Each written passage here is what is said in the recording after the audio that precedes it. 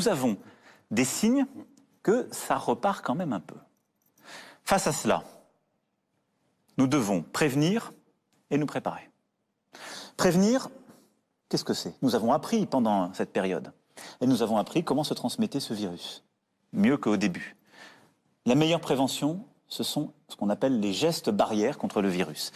Les masques, se tenir à distance et le gel hydroalcoolique. Et donc, il faut continuer d'appliquer ces gestes barrières. Là-dessus, on voit des faiblesses. Donc, j'ai demandé à ce qu'on passe une étape au gouvernement. Et je souhaite que dans les prochaines semaines, on rende obligatoire le masque dans tous les lieux publics clos. On le fait dans les transports, ça marche très bien. Mais c'est un peu erratique dans les lieux publics clos. Les protocoles, par exemple, le restaurant fonctionne très bien, doivent être respectés. Mais dans les magasins. Dans les magasins, etc. Ça veut dire qu'il faut que les choses s'organisent. On ne va pas le faire du jour au lendemain, mais je recommande à tous nos concitoyens qui nous écoutent de porter le masque au maximum quand ils sont dehors et a fortiori quand ils sont dans un lieu clos. Et on va observer la situation, mais nous mettre en situation de pouvoir, par exemple, à partir du 1er août, le rendre totalement obligatoire. Donc les centres commerciaux dans lesquels, à droite, un magasin est interdit aux personnes non masquées et à côté, à 10 mètres de là, est ouvert aux personnes masquées, c'est terminé le 1er août. C'est le charme de la France. On dit les règles uniformes. C'est quand même la santé publique qui est en jeu. Je suis d'accord, mais pourquoi je dis ça en plaisantant? C'est que vous me dites, c'est pas cohérent. Le charme de la France, c'est que on est contre les règles uniformes en disant c'est totalement absurde, et dès qu'il n'y a pas de règles uniformes, on les demande. Bon, donc oui, je pense qu'il faut passer une étape, mais le plus important, c'est que ma recommandation, c'est d'en mettre. Aujourd'hui, j'ai le privilège d'avoir un chercheur, un ancien chercheur et professeur titulaire de l'Université d'Ottawa qui a pratiqué plusieurs domaines de la science, qui était financé par une agence nationale, qui a dirigé un laboratoire reconnu internationalement, qui a publié plus de 100 articles dans des revues scientifiques importantes, publié également plusieurs essais de commentaires sociaux. Aujourd'hui, il est également chercheur, toujours chercheur, à l'Association des libertés civiles de l'Ontario. Monsieur Denis Rancourt, bonjour. Bonjour Jean-François. C'est quoi du désir de Justin Trudeau de légiférer contre tous ceux qui auraient un discours différent de l'OMS par rapport à la COVID-19?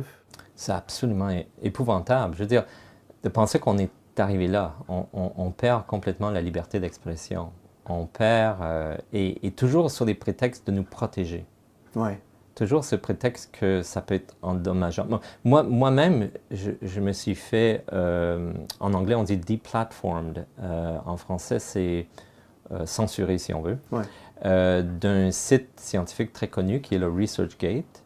Mon article sur les masques, vous voulez parler des masques tantôt, avait été lu 400 000 fois par des chercheurs sur ResearchGate. Wow.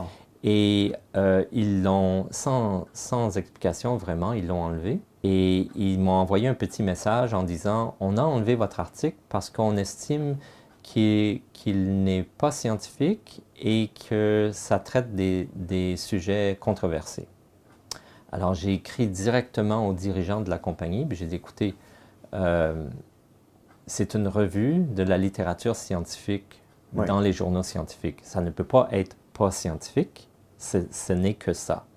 Et en plus, est-ce que vous êtes en train de me dire que des écrits scientifiques ne peuvent pas traiter des sujets controversés? » Alors là, les deux chefs d'entreprise de cette compagnie m'ont répondu et ils ont dit « Non, finalement, notre vraie raison, si on veut, c'est que votre article était trop lu et on estime que ça pourrait être un danger pour la santé publique de montrer des données ou d'avancer des données qui suggèrent qu'il n'y a pas d'avantage à porter un masque. » Et donc après ça, les médias, heureusement, en ont parlé de cette censure et l'article a été publié dans les médias, dans une média de masse aux États-Unis et a pu être vu de cette façon-là. Et j'ai trouvé un autre site scientifique qui était où je pouvais publier le même article, donc je l'ai mis là, etc.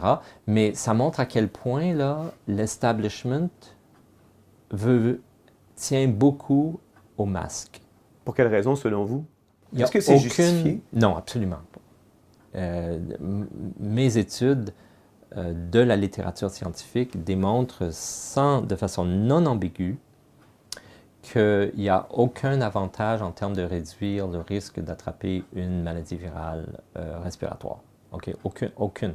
Donc, il y a eu plusieurs études très sérieuses. En anglais, on appelle ça des randomized control trials avec verified outcome. Alors, ça veut dire qu'on teste vraiment si la personne a été infectée. On ne lui demande pas c'est quoi vos symptômes, quand est-ce que vous avez eu des symptômes. En utilisant des mesures de laboratoire, on établit que la personne a été infectée. Alors, si on prend que des mesures comme ça, où on élimine toute chance de biais dans la mesure, dans l'observation, il y en a eu plusieurs. Et toutes ces études-là n'arrivent pas à déceler un avantage statistiquement valable de porter un masque versus pas en porter un par rapport à l'infection. Ce serait quoi dans ce cas-là les désavantages de porter un masque? Parce que vous êtes au courant, M. Rancourt, comme moi, on a vu dès le départ, l'OMS s'affichait comme quoi que le port du masque n'était pas obligatoire, n'était même pas suggéré pour les personnes en santé. Et depuis quelques semaines, on regarde dans les informations de l'Organisation mondiale de la santé, on semble avoir enlevé complètement les messages qui disaient que le masque était néfaste pour les personnes en santé. Puis aujourd'hui, on semble avoir changé notre fusil d'épaule, puis on encourage fortement, à travers l'OMS et à travers nos gouvernements, le port du masque. Ce serait quoi les désavantages? Mais premièrement, il faut dire que ce changement-là est vraiment surprenant parce que ça fait une décennie que tous les organismes de la santé, à peu près dans tous les pays internationaux, disent qu'ils ne recommandent pas le port du masque dans la population générale. Et souvent, ils vont expliquer pourquoi. Parce qu'il y a des dangers associés à ça. Et ils vont expliquer ces dangers-là. Il y a des recherches qui montrent le potentiel de ces dangers-là. Bon. Et là, du jour au lendemain, l'OMS change son fusil d'épaule, change complètement sa position. Pensez-vous que c'est des moyens de pression de l'élite mondiale en haut qui subventionnent à coups de millions de dollars l'OMS? Personne m'a informé là-dessus. Je ne sais pas. Mais de toute évidence, ça a été une décision politique. Ça a été une décision qui n'avait rien à faire avec la médecine. Ou la science. Ou la science. C'était politique et ça a des grandes répercussions. Et ça montre à quel point l'élite tient à ce que la population soit convaincue du bénéfice du masque. OK? Puis là, on peut se poser la question pourquoi. Il y a des dangers associés au masque. OK? L'OMS elle-même, tout en recommandant l'utilisation des masques dans la population générale, dit mais par contre, il faut tenir compte du fait qu'il y a des vrais dangers qui sont potentiels, puis les énumère. Au Japon, en Corée, en Chine et au Vietnam, les masques médicaux font depuis longtemps partie de la vie quotidienne. Même les bébés en portent. Il semble que la raison la plus évidente soit de ne pas attraper un rhume. Et à l'origine, c'était bien le cas. Le port d'un masque offre une protection contre les germes, même si certains spécialistes affirment que les virus n'ont aucun mal à les traverser. Mais la raison actuelle est que les gens qui sont déjà malades font tout pour ne pas contaminer les autres. Les Japonais en particulier n'ont pas l'habitude de manquer des journées de travail, même s'ils ne se sentent pas bien. Lorsqu'on est malade, on laisse inévitablement une traînée de germes derrière soi, où que l'on aille. Sur les sièges des transports en commun, les poignées de porte et les rampes. C'est pourquoi porter un masque est un geste altruiste. Si l'on se sent malade, on n'est pas censé mettre tout le monde autour de soi en danger. Cela fait partie de la mentalité asiatique. Pendant les épidémies de grippe de la saison froide, la moitié des Asiatiques, hommes, femmes et enfants, portent un masque. Moins les gens tombent malades, moins l'épidémie se propagera, et plus vite elle prendra fin. Une autre raison importante est la pollution de l'air. Les villes industrialisées et les millions de véhicules ne contribuent pas vraiment à un air pur. Si tu conduis un scooter, il y en a des millions au Vietnam et en Chine, tu voudras certainement porter un masque. Il protège non seulement de la poussière et des émissions nocives, mais aussi de toutes sortes d'insectes volants qui frappent ton visage à grande vitesse. Les masques sont également efficaces contre les allergies. La fin du mois de février est le début de la saison des allergies au Japon. Le pollen se propage dans tout le pays pendant plusieurs mois, jusqu'à fin mai, et rend la vie difficile à ceux qui y sont sensibles. Les yeux rouges, le nez qui coule et les démangeaisons sont les symptômes les plus inoffensifs des allergies. Pas étonnant que les gens n'enlèvent jamais leur masque dans la rue au printemps. Dans certains pays asiatiques, où les hivers peuvent être rigoureux, les masques peuvent aussi aider à protéger le visage. Un autre avantage des masques pour les femmes est qu'ils cachent leur visage si elles n'ont pas eu le temps de se maquiller. Avec du mascara et avec un masque, elles ont l'air parfaitement apprêtées. De même, les hommes qui n'ont pas eu le temps de se raser peuvent aussi le cacher sous un masque. Pratique, n'est-ce pas ? Les Asiatiques portent des masques si souvent que ceux-ci font désormais partie de leur garde-robe. Les jeunes essaient de choisir une couleur et une forme de masque assorties à leur tenue. Les fabricants les produisent en tant qu'accessoires de mode dans différentes teintes et matériaux. Et les designers asiatiques les considèrent comme un élément de la smoke couture. Une autre explication de la popularité des masques en Asie de l'Est est qu'ils aident à masquer les émotions. Si tu ne souhaites pas partager ta tristesse ou ta joie avec les autres, un masque les dissimulera parfaitement. Mais vous voyez, dans cette stratégie qui est on teste, on détecte, on traite, le monde n'est pas égal. C'est-à-dire ceux qui courent le plus vite dans le monde, c'est plus les mêmes. On l'a dit, on est en train de voir un renversement de la puissance scientifique, technologique et intellectuelle vers l'Extrême-Orient.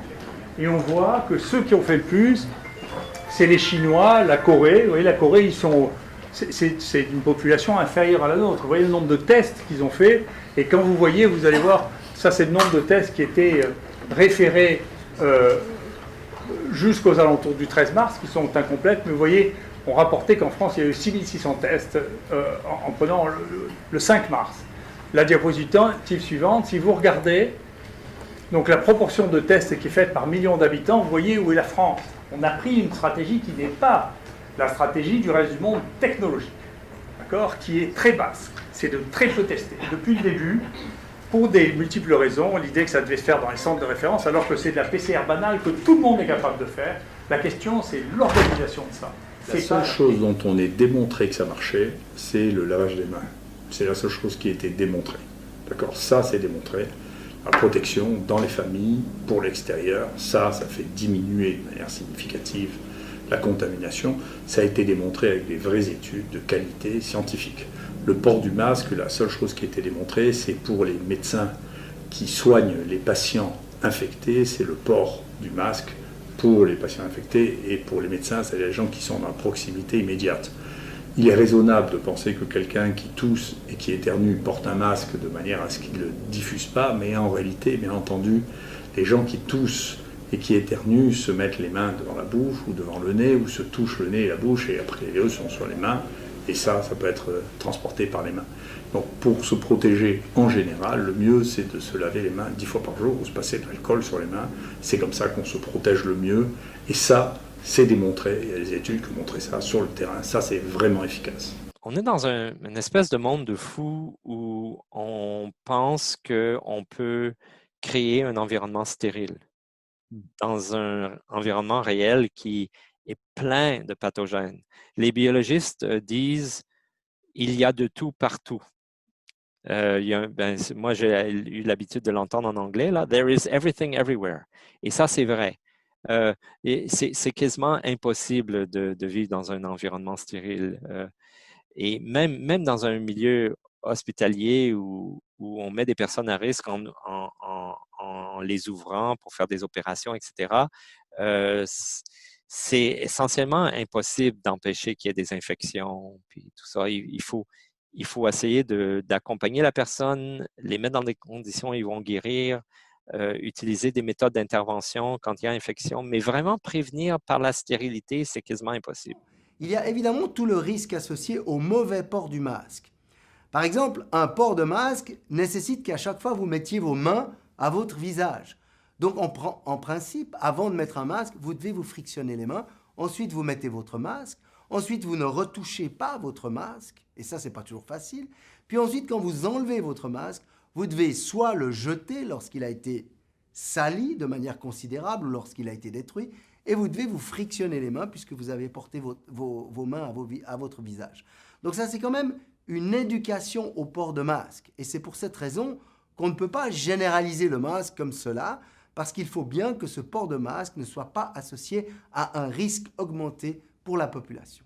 Donc, il y a toutes ces choses à considérer. Je veux dire, c'est tellement compliqué comment notre système évolue et notre coexistence avec ces virus, d'intervenir dans une absence presque totale de connaissances, même si on pense qu'on est très savant, c'est peut-être pas une bonne idée. D'autant plus, du coup, que d'après ce que vous avez découvert, d'après les résultats et les données qu'on peut trouver de la part des gouvernements, il n'y a même pas de surmortalité globale, toutes causes confondues, pour la saison. Il n'y a pas un signal qui est statistiquement hors norme. Mhm. Il n'y a pas eu un virus qui est mortel, hors norme. Mhm. Il n'y a pas eu une variété, un pathogène qui est plus dangereux que la norme l'hiver. Un point, c'est tout. Ça, les données sont claires. C'est non ambigu et c'est des données robustes. Alors, n'importe quel gouvernement qui parle comme si on était dans un danger imminent dû à un nouveau virus, eh bien, c'est essayer de générer la peur et la panique. Et c'est irresponsable et c'est faux.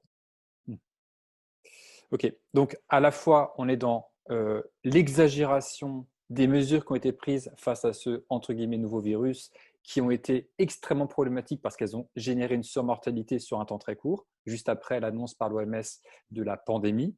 Et en plus de ça, on est dans l'exagération du coup des chiffres aussi, puisque en réalité, l'épidémie saisonnière virale respiratoire n'a pas tué plus. Donc on est vraiment dans une double exagération. Mais en plus de ça, à cause de ces, ou grâce à ces exagérations qui font peur à tout le monde, on permet de prendre des mesures liberticides d'une part et fausses d'autre part en termes de santé pour soi-disant enrayer cette épidémie. Et notamment, on a parlé ensemble des masques et il y a eu quelque chose de très intéressant qui s'est passé. Pendant très longtemps, l'OMS n'a pas recommandé, donc l'Organisation mondiale de la santé n'a pas recommandé au public de porter des masques parce qu'on n'avait pas de preuve de l'intérêt de porter des masques. Et il y a eu un revirement de situation début juin où tout d'un coup l'OMS s'est mise à recommander le port du masque dans les pays qui étaient infectés entre guillemets et où les distanciations sociales n'étaient pas possibles. Alors ça vous a fait réagir et j'aimerais avoir votre opinion sur ce sujet et du coup en savoir un peu plus aussi sur cette lettre ouverte à l'OMS que vous avez écrite il n'y a pas longtemps, il y a une semaine à peu près. Oui, je suis co-auteur de cette lettre avec le directeur général de la Ontario Civil Liberties Association et nous avons écrit conjointement donc à l'OMS pour dire, écoutez, on a fait une revue détaillée de la littérature scientifique, voici les résultats.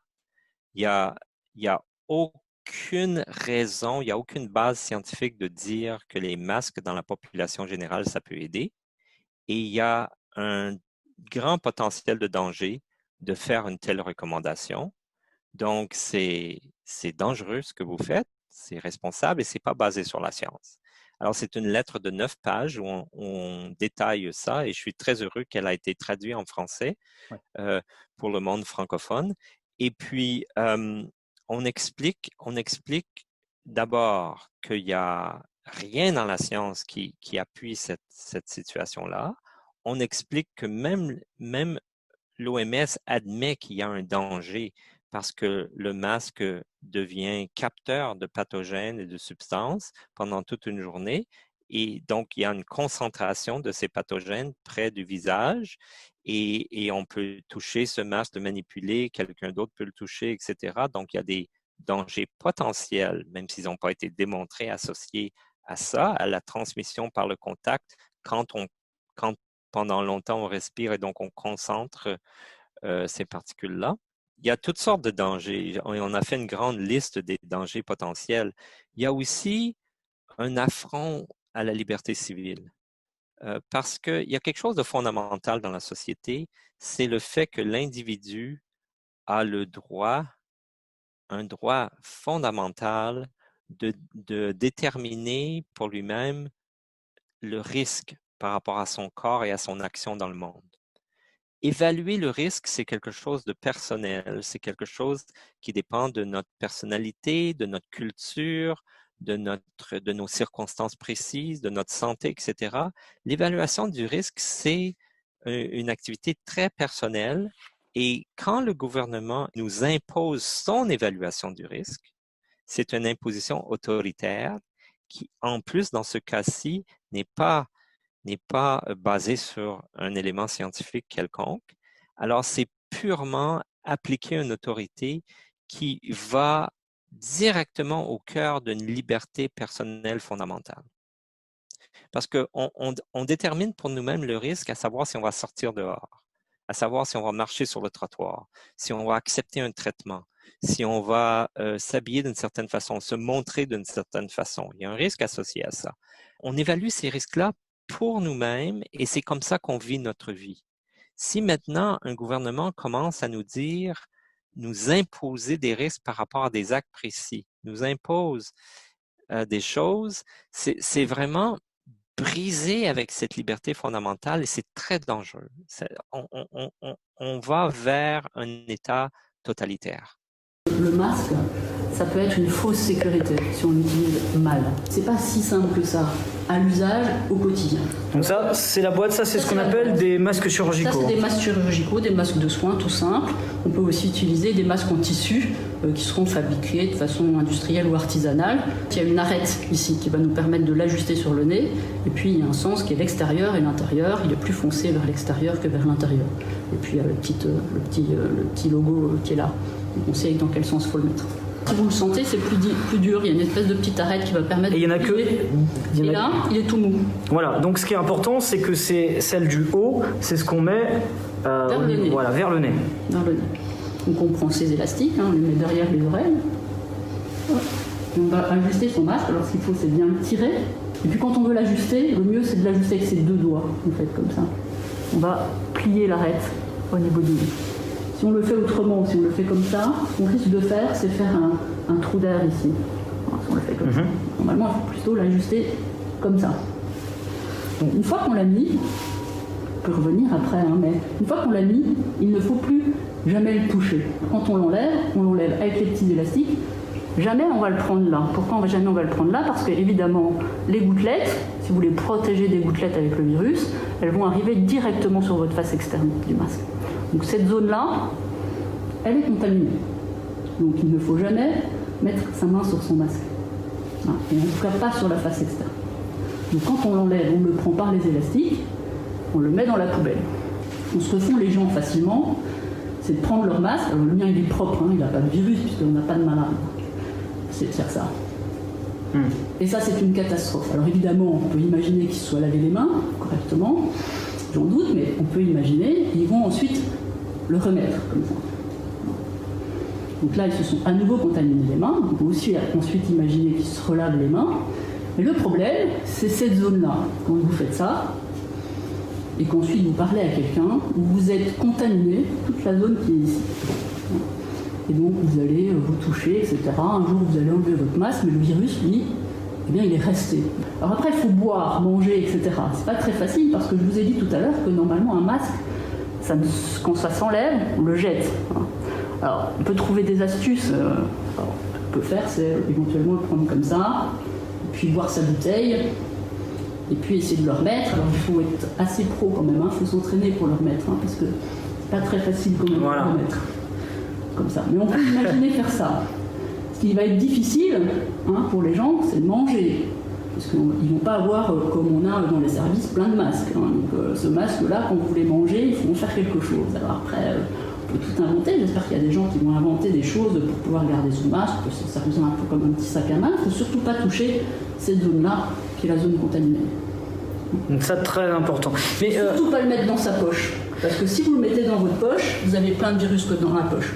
Et là, par exemple, si ce masque-là, je le pose sur la table, je mange, il ne faut plus le remettre. Voilà, normalement, il ne faut plus le remettre. Mais ça ne va pas être possible parce que sinon, vous avez besoin d'un nombre considérable de masques dans une journée. C'est ce qui se passe dans les services hospitaliers, qui bien sûr ont des masques parce que les patients sont très contaminants. On peut espérer que quand même dans votre journée, vous n'allez pas rencontrer beaucoup de malades et que vous allez garder votre distance. Donc, ce qu'on ne peut pas faire, c'est garder nos distances avec le patient parce qu'il faut bien les soigner, mais vous allez garder votre distance et espérer pour ne pas contaminer justement la face externe de votre masque. Au cas où c'est contaminé, vous faites quand même attention de ne pas faire une faute et de toucher cette zone qui est absolument sale. Ce masque, il vit 4 heures au maximum, et si vous avez parlé beaucoup, votre masque va devenir humide, et une fois qu'il est humide, normalement il faut le changer, même si vous ne l'avez pas gardé 4 heures, parce que la capacité ensuite d'arrêter les virus, elle est plus bonne quand le masque est humide. La seule façon de faire, c'est de se dire que je vais essayer de contaminer le moins possible mon masque et de rester à distance déjà. Parce que au moins, si je fais une faute, si je me trompe, si je me touche le visage, peut-être que j'ai pas trop de virus sur mon masque. Et si je me lave régulièrement les mains, je peux espérer ne pas se contaminer. Mais sinon, ça peut être une source de contamination majeure. Mais je me dis justement, si on en fait une mauvaise utilisation, est-ce que finalement on va pas contaminer plus de personnes que l'inverse? C'est pas ça le risque? Parce que là, c'est un risque. C'est un risque. Démontré comme ça, on voit bien les limites du masque. C'est pas la solution idéale. La solution idéale, c'était à distance d'1 mètre des gens. Et qu'est-ce que ça raconte de notre société, cette masse de personnes qui aujourd'hui sort avec un masque alors qu'il n'y a aucune raison valable de sortir avec un masque d'un point de vue sanitaire? Mais c'est des personnes qui croient en l'autorité de ce qu'on leur dit et qui veulent bien faire et qui veulent faire comme les autres aussi. Ils sont en société, puis ils n'osent pas être la personne qui contredit cette bonne façon de faire. Mais il y a un danger quand l'État impose une règle qui n'est pas basée sur la science et qui n'a pas vraiment une raison d'être, et qu'on accepte cette règle-là pour des raisons d'autorité, puis pour des raisons autres que des bonnes raisons, et des règles qui changent carrément notre comportement. Le danger, c'est qu'on s'habitue à accepter des règles via le processus de l'autorité, et donc ça nous rapproche petit à petit d'un État totalitaire. Dans cette marche lente vers l'État totalitaire, ben ça nous entraîne là-dedans. Et ça, c'est un effet réel que je crois. Il y a eu des études scientifiques qui ont parlé de ça, et je crois que c'est un vrai phénomène. La société a beaucoup tendance, en se développant, c'est une hiérarchie de dominance, et on a tendance à drifter, on dit en anglais, vers un État totalitaire, et il faut se battre pour ramener les choses un peu de temps en temps. Mais donc, je pense que d'accepter des règles comme ça, sans raison, ça va dans ce sens-là. Et ça, c'est un vrai danger de société, je crois. Donc, artificiellement, quelque part, du fait de politiques inadaptées, on a créé un pic de mortalité sur une période assez courte. À certains endroits où on a appliqué ces politiques absolument néfastes, absolument horribles. Par exemple, j'ai le graphique ici pour l'Angleterre et Wales, où on voit d'une saison à l'autre, l'air sous le pic, c'est la mortalité totale pour la saison en question. Et récemment, il y a eu ce grand pic. Il n'y a pas plus de morts. L'air total est à peu près la même. OK? Et s'il y a eu plus de morts, c'est parce qu'on les a stressés, puis que les personnes qui ne seraient peut-être pas mortes sont mortes à cause de leur niveau de stress, le dommage qu'on a fait à leur système immunitaire en chambardant leur vie, etc. Mais c'est un petit effet. En gros, il n'y a pas eu plus de morts. Ce n'est pas une pandémie qui a créé plus de mortalité intégrée qu'il y a toujours avec chaque saison. D'accord. Donc, statistiquement, en prenant un peu de recul, il n'y a pas de surmortalité par rapport à d'habitude. C'est ça. Je veux dire, c'est même pas statistique, c'est des vrais chiffres solides. On peut, sur chaque saison, intégré sur une année, on peut regarder les excédents des morts, toutes causes, et on voit que ça tombe dans la norme. Il y a eu localement des endroits où il y avait plus de morts, où on les tuait, ou dans des localités où on avait des politiques aberrantes, là. Mais en gros, il n'y avait pas des gens morts dans les rues, il n'y avait pas des morts qui étaient trop pleines, il n'y avait rien de ça. Ok. Bon, donc du coup, c'est comme ça qu'on peut rassurer ces personnes, c'est que malgré tout le tapage médiatique, finalement, il n'y a pas de surmortalité inhabituelle. Ben, moi, je ne sais pas si on peut rassurer ces personnes-là. J'espère qu'elles vont aller au bout de leur peur, que ça va tellement les stresser, puis que finalement, ils vont être obligés d'abandonner et réaliser qu'ils ne sont pas mortes, et puis qu'il faut continuer, puis qu'il y a quelque chose de psychologique qui se passe là, mais c'est tellement pas rationnel, cette peur, et c'est tellement basé juste sur ce qu'on a entendu. Ça me fait penser un peu à des babouins dans la jungle qui se promènent en troupe, et il y en a un qui voit une espèce de prédateur remue là et qui pense que c'est peut-être un lion tueur de babouins et qui se met à crier et qui court vers les arbres et que tout le monde se met à crier et court vers les arbres. Il monte dans les arbres, il dépense beaucoup d'énergie, il reste dans les arbres longtemps jusqu'à temps qu'ils ont observé assez longtemps, ils n'ont pas vu de lion, ils n'ont pas vu de danger, puis là, lentement, ils vont redescendre. Jusqu'à la prochaine fois où quelqu'un va s'énerver, va recrier, et puis il va se passer un peu la même chose. Je veux dire, on est des animaux sociaux dans une hiérarchie de dominance. On se comporte comme ça. C'est difficile de raisonner les gens quand ils sont en train de réagir à un cri. Et puis qu'ils veulent juste courir dans l'arbre. Ok, je trouve que cette image est très parlante en tout cas. Merci. Ok. Alors, juste pour finir maintenant, qu'est-ce que vous conseilleriez donc à toutes ces personnes qui ont été paniquées pendant plusieurs mois avec le confinement, qui ont vu chaque jour le chiffre des morts augmenter, qui ont entendu toutes ces recommandations de faire ces gestes barrières, d'éviter les autres, de s'isoler, de se laver les mains avec du gel hydroalcoolique, de mettre un masque, etc. Qu'est-ce qu'on peut leur dire à ces personnes? Qu'est-ce qu'on peut dire à quelqu'un qui a été paniqué par des choses qu'ils ont entendues à la télé ou à l'Internet? Qu'est-ce qu'on peut dire à quelqu'un qui ressent une panique ou une peur simplement parce que le gouvernement énonce des choses et dit que les autorités de santé ont dit telle ou telle chose et ne se base pas sur son bon sens, sur son expérience personnelle, sur son vécu, où il a vécu plusieurs saisons, où il a eu ce type de maladie et il ne se pose pas la question, mais si on dit que c'est une maladie grave, combien de personnes de plus que normal sont mortes? Est-ce que je peux avoir ce chiffre? Dites-moi pas combien de personnes vous avez analysé pour détecter cette chose-là avec un test que je ne comprends pas. Dites-moi si vraiment il y a plus de monde qui meurt. Et quand on pose cette question-là, la réponse est très claire. Et je pourrais vous montrer un autre graphique, par exemple. Ça, c'est mortalité toute cause en fonction du temps en Europe, pour toute l'Europe. Et on voit ici le pic récent, c'est le pic COVID, mais il est beaucoup plus fin que les autres. L'air sous les pics, en fonction du temps, et on peut aller beaucoup plus loin, est toujours à peu près le même.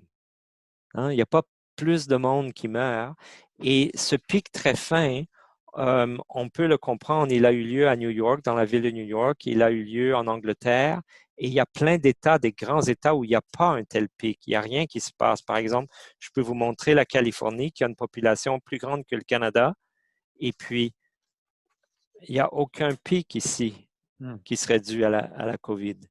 Et les lignes rouges que je mets, c'est là où on a annoncé que c'était une pandémie. À partir de là, tout le monde voyait le COVID partout. Le pic en question, il est dû, on comprend maintenant, il est dû au fait que beaucoup de juridictions ont envoyé leurs malades qui étaient en hôpital dans des centres pour personnes âgées, dans des centres de santé autres que les hôpitaux, pour libérer les hôpitaux en préparation pour une épidémie qui n'a jamais eu, et donc, ou qui a à peu près jamais eu. Donc, ils ont, de façon accélérée, infecté des institutions entières pleines de personnes très vulnérables. Et donc, il y a eu une montée très rapide de mortalité. Et donc, c'est très spectaculaire à New York, etc. Et c'est dû à ces méthodes de fonctionner. En plus, aux États-Unis, on traitait les plus malades avec des ventilateurs mécaniques. Et il y a une étude scientifique rigoureuse qui a démontré que ces ventilateurs tuaient les personnes sur lesquelles on leur imposait ça. Il y a eu des décès accélérés dus aux politiques de réaction à une soi-disant pandémie, mais il n'y a pas eu en total plus de morts qu'il y a typiquement à toutes les saisons dues à ce type de maladie. Là, on nous impose qu'on ne peut pas rentrer dans des commerces parce qu'on refuse de mettre ce symbole d'obéissance qui est le masque. Alors, c'est l'occasion parfaite, c'est des circonstances qui sont telles que la désobéissance civile a une chance de fonctionner. Et je pense que c'est en montrant qu'on n'accepte pas cette autorité qui n'est pas légitime parce qu'elle n'est pas basée sur la science et sur un vrai danger, c'est l'occasion de démontrer qu'on n'accepte pas ça. Et au début, c'est lent. Il n'y a pas beaucoup de gens qui vont être de notre côté. Et même des voyageurs dans les autobus vont nous agresser parce que nous, on refuse de mettre des masques. C'est typique, ça. C'est typique des premières réactions. Mais à la longue, si on continue, je pense que ça pourrait créer une plus grande ouverture d'esprit et une plus grande conscience dans la population générale.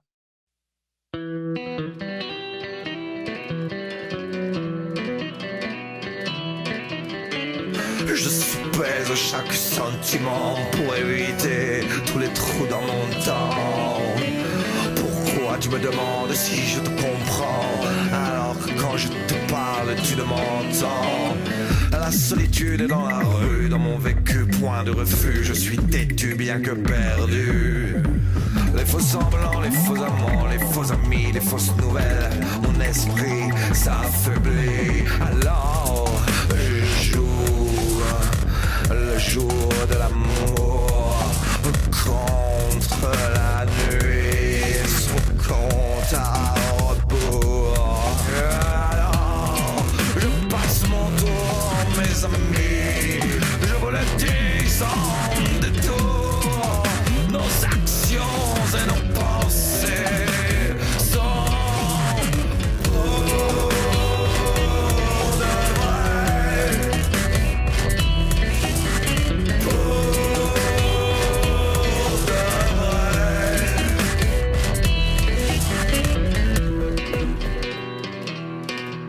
la peur